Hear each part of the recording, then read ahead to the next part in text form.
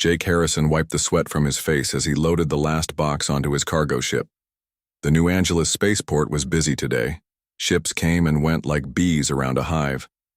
Jake's ship, the Lucky Star, was old and beaten up, but it still flew. That was all that mattered. He had been a pilot for 15 years. 10 years ago, he flew fighter ships for the Earth Defense Force. Now he carried cargo from planet to planet. It was not exciting work, but it paid the bills. Jake was alone most of the time, and he liked it that way. The morning sun was hot on the metal landing pad. Jake checked his cargo list one more time. Food supplies for the Mars colonies. Nothing special. He would make the trip in 3 days if the old engines held up. That was when the sky changed. At first, it looked like clouds moving in. But clouds did not shine with their own light. Jake stopped working and looked up. Other people around the spaceport stopped too. They all stared at the sky. Large ships appeared above the city. They were unlike anything Jake had ever seen. The ships looked like they were made of crystal and light. They were beautiful and scary at the same time. The ships hung in the air without making any sound. People started to scream. Some ran toward the buildings. Others just stood and stared. Jake felt his heart beating fast. These were not human ships. The crystal ships had a blue glow around them. The light moved and danced like water. Jake had seen that kind of blue light before. It made him think of something from long ago, something he tried not to remember. More ships appeared. They filled the sky above New Angeles. The blue light got brighter. Jake could feel the energy in the air. It made his skin tingle. This is not good, Jake said to himself. He started walking toward his ship. If aliens were coming, he wanted to be ready to fly away. But the blue light stopped him. It reminded him of her. The girl with blue skin. The girl he saved 10 years ago. Jake closed his eyes and remembered that day. He was young then, only 25. He was flying patrol near the edge of human space. It was supposed to be a quiet mission. Just flying around looking for trouble. He found trouble, but not the kind he expected. His ship's sensors picked up something small floating in space. It was an escape pod, but not a human one. The pod was damaged and losing air fast. Jake should have called for backup. That was what the rules said to do. But something made him go closer. Maybe it was curiosity. Maybe it was something else. Jake used his ship's tools to pull the pod inside his cargo bay. When he opened it, he could not believe what he saw. Inside was a young girl, maybe 16 years old. But she was not human. Her skin was blue, like the ocean on a clear day. She had silver markings on her face and arms that looked like tattoos. Her hair was white as snow. She was barely breathing. Jake knew he should report this to his commanders. First contact with aliens was supposed to be handled by scientists and diplomats, not by young pilots flying alone in space. But the girl was dying. If Jake called for help, it would take hours for a rescue ship to arrive. She would be dead by then. So Jake made a choice that changed everything. He took the girl to an old mining station that nobody used anymore. He had been there before when his ship needed repairs. It was a good place to hide. For 2 weeks, Jake took care of the alien girl. He gave her food and water. He shared his medicine when she got sick. Slowly, she got better. The girl told him her name was Zara. She could speak some English, but not very well. Jake learned that she was running from a war. Bad people had taken over her home. Her family was dead or hiding. Jake taught Zara about humans. He showed her pictures of Earth. He shared his food with her, even when it meant he did not have enough for himself. Zara seemed amazed by this. She said her people did not help strangers. "Why do you save me?" she asked one day. "I am not your kind." Jake thought about it. "Because it is the right thing to do," he said. "Where I come from, we help people who need help." Zara touched the small crystal she wore around her neck. "Your people are strange," she said, but she smiled when she said it. Jake learned that Zara was not just any refugee. She was a princess. Her family had ruled many worlds before the war, but she did not act like a princess. She helped Jake fix things around the station. She was kind and funny. One morning, Jake woke up and Zara was gone. She had left in the night without saying goodbye. The only thing she left behind was her crystal necklace. Jake found it on his pillow with a note written in her strange language. Jake never learned what the note said. He kept the crystal anyway. It reminded him of the 2 weeks when he was not alone in space. When Jake returned to his base, he told no one about Zara. He said his ship had engine problems and he had to stop for repairs. His commanders believed him. Jake went back to flying, patrol missions, but space felt empty without her. Now, 10 years later, the blue light in the sky brought all those memories back. Jake opened his eyes and looked up at the alien ships. They were getting closer to the ground. A voice spoke from the ships. It came from speakers all over the city. The voice was calm and clear. It spoke perfect English. "People of Earth," the voice said, "we come in peace. We are looking for someone. A human who showed kindness to a lost child among the stars. A human who chose mercy when he could have chosen to follow rules." Jake felt his blood turn cold. "They were talking about him. If this human is listening," the voice continued, "please know that his kindness changed the course of history. We wish to speak with him. We wish to thank him, and we wish to warn him of the danger that is coming." Jake reached into his pocket and pulled out the crystal necklace. It was glowing with the same blue light as the ships. After 10 years of being cold and dark, it was alive again. The other people at the spaceport were looking around. They were trying to figure out who the aliens wanted. Jake knew he should hide. He should get in his ship and fly away, but he thought of Zara. If she was up there in one of those ships, if she needed his help again, he could not run away. Jake walked toward the center of the landing pad. He held up the glowing crystal so the ships could see it. "I am Jake Harrison," he called out. "I think you are looking for me." A beam of blue light came down from the largest ship. It surrounded Jake like a warm blanket. He felt himself being lifted off the ground. The people below looked like tiny dots as he rose higher and higher. Jake was not scared. The light felt familiar, like an old friend. He still held the crystal necklace in his hand. It was getting brighter as he got closer to the ship. The light carried him through an opening in the bottom of the ship. Jake found himself standing in a large room with walls that looked like they were made of stars. The room was beautiful, but Jake only had eyes for the person waiting for him. She stood at the far end of the room. She was tall now, much taller than the girl he remembered. She wore robes that seemed to be made of light itself. Her blue skin glowed softly in the starlight. The silver markings on her face were more complex now, like the branches of a tree, but her eyes were the same, kind and bright and full of intelligence. "Hello, Jake," she said. Her voice was deeper now, but he knew it was her. "Zara?" Jake could barely speak. "Is it really you?" She smiled, and Jake saw the same girl who had shared his food in the old mining station. "It is me, though I am called Empress Zara now." Jake's mouth fell open. "Empress?" "Yes," Zara said. She walked toward him, her robes flowing like water. "I rule the celestial dominion. We control over 200 worlds across this part of the galaxy." Jake shook his head. "But you were just a refugee. You were running from a war." "I was," Zara said, "and that war taught me many things. But the most important lessons came from you." Zara stopped in front of Jake. She was now as tall as he was. The little girl he had saved was gone, replaced by a powerful woman. But when she looked at him, he still saw the scared teenager who had asked him why he saved her. "I want to show you something," Zara said. She waved her hand, and the walls of the room changed. Now they showed pictures, like a movie screen that surrounded them completely. Jake saw planets and stars and great cities floating in space. He saw millions of people with blue skin like Zara's.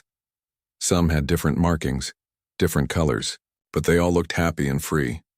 "This is my empire," Zara said. "But it is not like the old empire my family ruled. That empire was built on fear and power. This one is built on something else." "What?" Jake asked. "Hope," Zara said. "And kindness, and the idea that we should help those who need help. even if they are different from us. The pictures on the walls changed. Now Jake saw hospitals and schools and farms. He saw blue-skinned people working together with other aliens he did not recognize.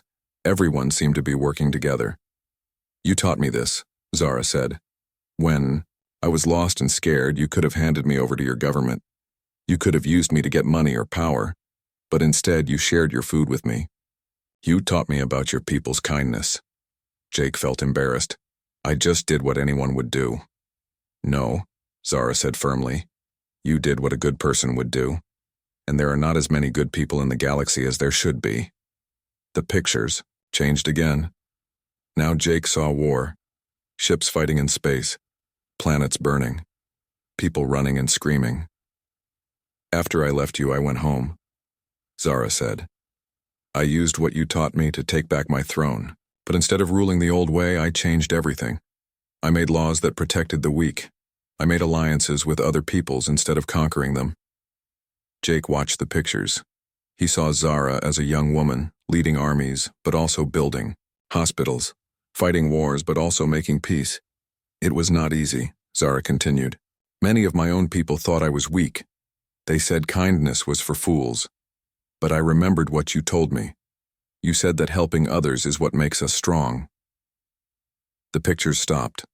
The room became quiet.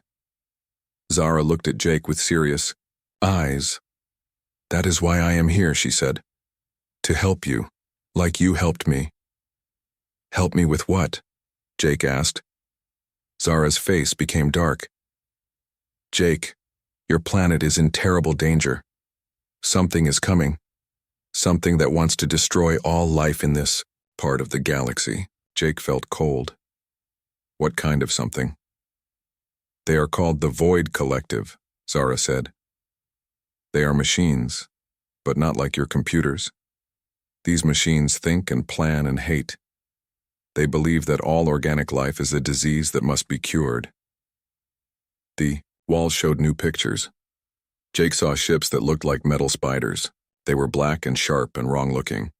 He saw them attacking planets, turning green worlds into dead rocks. "They have been moving through the galaxy for years," Zara said, "destroying everything in their path. My scouts found them 3 months ago. They are heading toward Earth." Jake's heart started beating fast. "How long do we have?" 3 days, Zara said. "Maybe less." Jake felt sick. 3 days? Can your empire stop them?" Zara looked sad. "I brought a large fleet with me, my best ships and my best warriors. But the Void Collective is very powerful. We need help." "What kind of help?"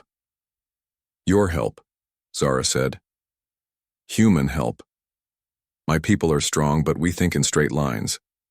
We follow rules and plans. The Void Collective can predict how we will fight because we always fight the same way." Jake was confused. "But humans are not as advanced as your people. Our ships are slower. Our weapons are weaker."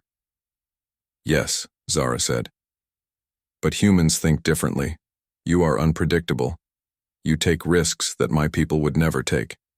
You sacrifice for others in ways that make no sense to machines." Zara put her hand on Jake's shoulder. "That is why I need you. Not just your ships or your weapons. I need human thinking. I need the kind of person who would save a lost alien girl even when it was against the rules." Jake looked at the crystal in his hand. It was still glowing. "My people will not trust aliens easily. There will be panic, fear." "I know," Zara said. "That is why I asked for you first. You are the bridge between our peoples. You understand both humans and aliens." Jake thought about all the people on Earth. His old friends from the Defense Force. The families living in the cities below. Children who had never seen an alien before. "What do you need me to do?" he asked. "Help me convince your leaders to work with us," Zara said. "Help me train our people to fight together. And help me prove to my own commanders that humans are worth saving." "Your own commanders don't want to help us?" Zara's face became hard. "Some of them think humans are too primitive, too violent. They want to evacuate a few humans for study and let the Void Collective have Earth." Jake felt angry. "And what do you think?" "I think the human who saved me 10 years ago represents The best of what organic life can be, Zara said. I think if we lose Earth, we lose something precious that can never be replaced. Jake looked around the beautiful room. He thought about his small cargo ship and his simple life. 3 days ago, his biggest worry was whether his engines would make it to Mars. This is all crazy, he said. Yes, Zara agreed. But sometimes crazy is what works. Jake looked at her and saw the girl who had helped him fix things around the mining station. The girl who had been amazed by human kindness. Okay, Jake said. I will help you. But I have one question. What? Did you always plan to come back? For me? Zara smiled, and for a moment she looked 16 again. Jake Harrison, I have been planning to come back for you since the day I left. I just never imagined it would be to save your entire world. She touched the crystal in his hand. I never stopped wearing one of these, she said. It reminded me every day that there are good people in the universe, people worth fighting for. Jake closed his hand around the crystal. Then let's go save some people. The walls of the room changed again. Now they showed Earth hanging in space, blue and green and beautiful, but Jake could see the dark shapes moving toward it from the edge of the solar system. The Void Collective was coming, and Jake Harrison, cargo pilot, was about to become the most important human in the galaxy. The meeting room at Earth Defense Command was full of angry voices. Jake sat at a long table with the most important people on Earth. President Lisa Martinez was there, along with General Carl Brooks and Admiral Rick Stone. They had been arguing for 2 hours. This is insane, Admiral Stone said, hitting the table with his fist. We cannot trust these aliens. How do we know this is not an invasion? Because they could have destroyed us already if they wanted to, General Brooks said. Their ships are more advanced than anything we have. Jake watched the argument and felt tired. He had been trying to explain the situation, but half the room did not believe him. The other half was too scared to think clearly. President Martinez raised her hand for quiet. Mr. Harrison, tell us again about this Void Collective. Jake stood up. Through the window he could see Zara's ships floating above the city. They looked peaceful, but Jake knew they were full of weapons and warriors. The Void Collective is coming whether we like it or not, Jake said. They want to kill every living thing on Earth. The Celestials are offering to help us fight them. We can accept their help, or we can die alone. How do we know you are telling the truth? Admiral Stone asked. How do we know you are not working? For them? Jake felt angry, but he kept his voice calm. Because I am human, just like you. I have lived on Earth my whole life. I do not want to see it destroyed. Dr. Amy Chen, who had been quiet until now, spoke up. I have been studying the data the aliens gave us. The void ships are real. They will be here in less than 2 days. Even if that is true, Admiral Stone said, we should fight our own battles. Humans have always found a way to survive. Not against this, Jake said. I have seen what the Void Collective can do. They turn planets into dust. Our weapons will not stop them. President Martinez looked tired. What exactly are the aliens asking for? They want to work together, Jake said. Their ships and our ships fighting side by side. They will share their technology with us. And what do they want in return? Admiral Stone asked. Nothing, Jake said. Empress Zara owes me a debt. She is trying to pay it back. Admiral Stone laughed. No one does anything for free. There is always a price. Jake thought about Zara, waiting in her ship above the city. She had risked everything to come here and help Earth. Her own commanders thought she was making a mistake. The price is that we have to trust each other, Jake said. And some people think that is too high. President Martinez made her decision. We will work with the aliens. General Brooks coordinate with their military commanders. Dr. Chen start studying their technology. Admiral Stone stood up angry. This is a mistake. Mark my words. We will regret this. As the meeting ended, Jake felt a hand on his shoulder. It was Commander Pete Williams, his old squadron leader from the Defense Force. Jake, good to see you again, Pete said. I heard you were flying cargo runs. It paid the bills, Jake said. What about you? Still flying fighters, still getting shot at. Pete smiled. Just like the old days. Jake was glad to see a friendly face. Pete, I need your help. The aliens want to train joint squadrons, humans and Celestials flying together. Pete whistled. That sounds complicated. Our pilots have never worked with aliens before. Neither have their pilots, Jake said. We are all learning together. The next day, Jake found himself at a training base outside the city. Human pilots and Celestial warriors were trying to work together, but it was not going well. The Celestial pilots were tall and graceful. They moved like dancers and spoke in quiet voices. Their ships were smooth and silent. Everything they did was planned and precise. The human pilots were loud and messy. They joked and argued and took risks. Their ships were rough and noisy. They made decisions quickly and changed their minds often. This is not working, said War Chancellor Thane, the leader of the Celestial military. He was even taller than Zara, with silver markings that covered his whole body. Humans are too chaotic. They cannot follow simple orders. Jake watched a training exercise where human and Celestial ships were supposed to fly in formation. The humans kept breaking formation to try new things. The Celestials became confused and angry. Your people have no discipline, Thane told Jake. They are like children playing with dangerous toys. Maybe that is exactly what we need, Jake said. That afternoon, Zara called for a meeting with all the commanders. She looked worried. Our long-range sensors have detected the Void Fleet, she said. There are more ships than we expected. Much more. The room became quiet. Jake felt his stomach drop. How many? General Brooks asked. Over 5,000 ships, Zara said. We have 800 ships total, counting both human and Celestial forces. War Chancellor Thane stood up. This confirms what I have been saying. We cannot win this battle. We should evacuate what humans we can and retreat to a safer system. No, Jake said. We are not running away. Be realistic, Thane said. You cannot fight a fleet that size and win. Dr. Amy Chen raised her hand. What if we do not fight them the way they expect?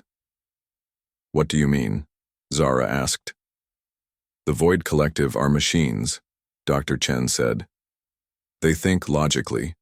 They predict our moves based on what makes sense. What if we do things that do not make sense? Thane looked confused. That is not strategy. That is chaos. Exactly, Jake said. He was starting to understand. Pete, remember the Battle of Titan Station? When we were outnumbered 10-1? Pete smiled. We won that battle by doing something crazy. We flew our ships into the enemy formation instead of away from it. It worked because the enemy did not expect it, Jake said. They had planned for us to retreat. When we attacked instead, their whole plan fell apart. Zara looked interested. You are saying we should be unpredictable. More than that, Jake said. We should be impossible. We should do things that are so crazy, so human, that the Void Collective cannot understand them. Dr. Chen was getting excited. I have been studying the Void ships. They have strong shields and powerful weapons, but they are built for logical combat, long-range fighting, careful positioning. What happens if we get close? Jake asked. Their shields are weaker at close range, Dr. Chen said. But getting close would be suicide. Their weapons would destroy any ship that tried it. Unless that ship was not trying to survive, Jake said quietly. The room became very quiet. Everyone understood what Jake was suggesting. Ramming attacks, Pete said. Suicide runs. That is barbaric, Thane said. No civilized species would waste lives like that. That is exactly why it will work, Jake said. The Void Collective cannot predict what they cannot understand, and they will never understand humans who sacrifice themselves to save others. Zara was thinking hard. It could work, but we would need volunteers, people willing to die for strangers. Jake looked around the room. Have you met humans before? We have been doing that for thousands of years. Later that day, Jake stood in front of a group of pilots. Both humans and Celestials were there. He had to convince them to work together, even though they were very different. I know this seems impossible, Jake said. We are asking you to trust people you just met. We are asking you to risk your lives for strangers. A human pilot raised her hand. Sir, why should we trust aliens we do not know? Before Jake could answer, a celestial pilot spoke up. Because we are not asking you to trust us. We are asking you to trust yourselves, to be the kind of people worth saving. Jake smiled. Maybe this alliance could work after all. That night, the first Void scout ships arrived at the edge of the solar system. They were small and fast, sent ahead to study Earth's defenses. Jake led a mixed squadron of human and celestial ships to intercept them. It was their first real battle together. The scout ships were deadly. They moved like liquid metal and their weapons cut through space like lightning. 2 human ships were destroyed in the first minute, but the joint squadron fought back. The humans flew in crazy patterns that confused the enemy. The Celestials used their advanced weapons to hit targets the humans could not reach. Working together, they destroyed all 5 scout ships. We did it, Pete said over the radio. We actually did it. But Jake was not celebrating. The scout ships had sent information back to the main fleet before they died. Now the Void Collective knew exactly what they were facing, and they were adapting. The main Void fleet arrived like a storm of death. Jake watched from the bridge of Zara's flagship as thousands of enemy ships poured into the solar system. They moved in perfect formation, like schools of metal fish swimming through space. By the stars, War Chancellor Thane whispered. There are so many of them. Jake counted the ships on the screen until he gave up. There were too many. Each Void ship was the size of a city, covered in weapons and armor. They moved without making any sound, but Jake could feel their hatred through the emptiness of space. All ships, this is Admiral Martinez, came a voice over the radio. The president's daughter had taken command of the Earth fleet. Remember, the plan. We make them come to us. The plan was simple but dangerous. The human and celestial fleets would hide behind Earth's moon. When the Void ships got close, they would attack from multiple directions at once. But first, they had to survive the Void's opening attack. The enemy ships stopped just outside Earth's orbit. For a long moment, nothing happened. Then the Void fleet opened fire. Beams of red energy shot across space like angry lightning. They hit the moon and tore huge chunks of rock away. The blasts were so powerful that Jake could see them from millions of miles away. They are trying to destroy our hiding place, Zara said. All ships, prepare for emergency scatter pattern. The combined fleet broke apart and spread out across the solar system. Some ships hid behind asteroids. Others used Jupiter's moons for cover. A few brave captains flew their ships into the sun's corona, where the Void sensors could not see them, but they could not hide forever. The first real battle happened near Mars. A group of Void ships found a squadron of human destroyers trying to protect the Mars colonies. Jake watched on his screen as the battle unfolded. The human ships fought bravely, but they were outmatched. Their weapons barely scratched the Void armor. The enemy ships moved like dancers, always staying out of range while their red beams cut the human fleet apart. We have to help them, Jake said. If we break cover now, we will lose everything, Thane said. Jake watched another human ship explode. We are losing everything anyway. Zara made the decision. All Celestial squadrons moved to support the Mars defense. Use stealth approach. The Celestial ships were faster and quieter than the human ones. They reached Mars without being detected and attacked the Void fleet from behind. For a few minutes, it looked like they might win. Then the Void ships did something terrible. They adapted. The enemy weapons changed color from red to blue. Suddenly, they could punch through celestial shields like they were made of paper. The graceful alien ships started exploding one after another. How is this possible? Thane demanded. Dr. Amy Chen's voice came over the radio from her research ship. They are learning from every battle, every weapon we use, every tactic we try. They study it and find a counter. Then we are doomed, Thane said. Jake had an idea. Not if we do not give them time to learn. Over the next day, the war became a nightmare. The Void fleet split up and attacked multiple targets at once. They hit the lunar mining stations, the orbital shipyards, and the defense platforms around Earth. Every time the human and celestial forces tried to fight back, the enemy adapted faster. Weapons that worked in one battle were useless in the next. Tactics that saved lives in the morning got people killed in the afternoon. Jake led raid after raid against the void ships. His squadron became known for doing impossible things. They flew through asteroid fields at top speed. They hid inside gas clouds that should have torn their ships apart. They attacked enemy formations head-on when every sane pilot would have run away. Sometimes these crazy plans worked. Sometimes they did not. Jake lost friends. Pete Williams died when his fighter squadron tried to ram a void mothership. The attack succeeded, but Pete's ship was destroyed in the explosion. Jake did not even have time to mourn. Dr. Amy Chen called an emergency meeting.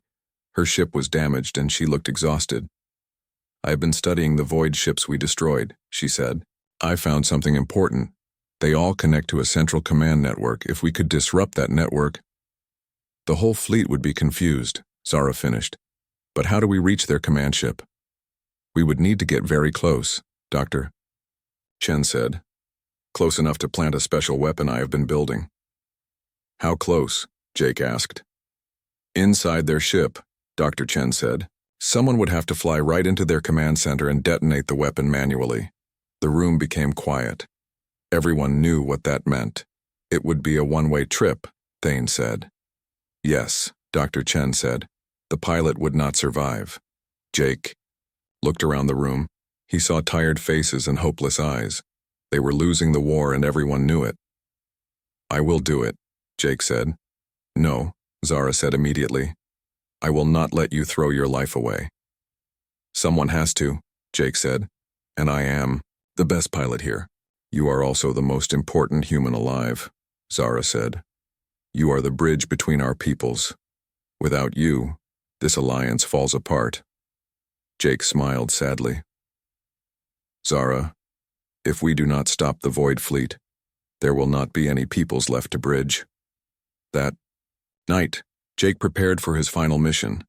He checked his ship's weapons and said goodbye to his few remaining friends. Zara came to see him in the hangar. "There has to be another way," she said. "Maybe," Jake said. "But we do not have time to find it." Zara looked at the crystal around her neck. It was the same blue as Jake's, glowing softly in the dark hangar. "10 years ago, you saved my life," she said. "You taught me that some things are worth dying for. I never wanted to learn that lesson." "Neither did I," Jake said. "But here we are." Zara touched his face gently. "If you do this, I want you to know something. You did not just save one alien girl 10 years ago. You saved an entire empire. You changed the galaxy. And tomorrow I might save it again," Jake said. The next morning, Jake launched his final attack. Behind him flew 100 volunteer pilots, both human and celestial. They were going to ram the Void command ship while Jake planted Dr. Chen's weapon. It was the craziest, most human plan anyone had ever tried. As Jake flew toward the massive enemy ship, he thought about Zara. He thought about Earth, blue and green and beautiful. He thought about all the people who would live if his plan worked. The Void ship was so large it blocked out the stars. Its weapons fired at Jake's small fighter, but he flew too fast and too crazy for them to hit. Behind him, the volunteer pilots crashed into the enemy ship's hull, tearing holes in its armor. Jake flew through one of those holes and into the heart of the Void command ship. Inside, he saw things that would give him nightmares if he lived long enough to have them. The ship was full of machines that looked like metal spiders. They were building more Void ships, creating an endless army of death. Jake found the command center and planted Dr. Chen's weapon. As he set the timer, he heard Zara's voice on his radio. "Jake, we have a way to get you out. We can beam you up to my ship." Jake looked at the weapon.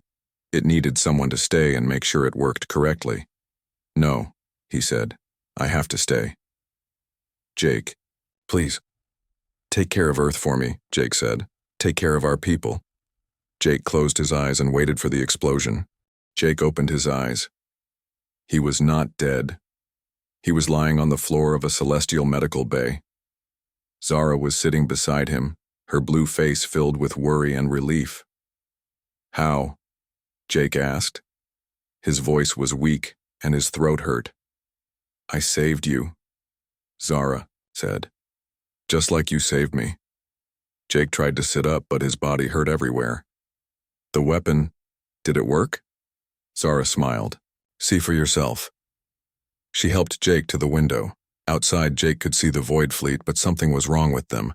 The ships were flying in circles, crashing into each other, firing their weapons at random targets. Dr. Chen's weapon worked perfectly, Zara said. It destroyed their command network. Now they cannot coordinate their attacks.